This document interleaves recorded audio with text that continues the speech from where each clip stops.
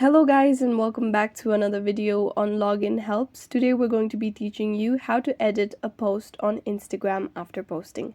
But before getting started, remember to support our channel, hit the like button, subscribe, and turn on the notification bell so that you get notified every time we post a new video. Without further ado, let's get started.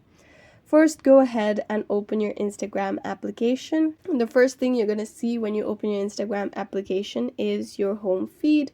Now, from your home feed, what you're going to do is you're going to go ahead and visit your profile. For that, simply tap on your profile icon at the bottom right corner. Then tap on the post that you have posted to your Instagram feed that you'd like to edit.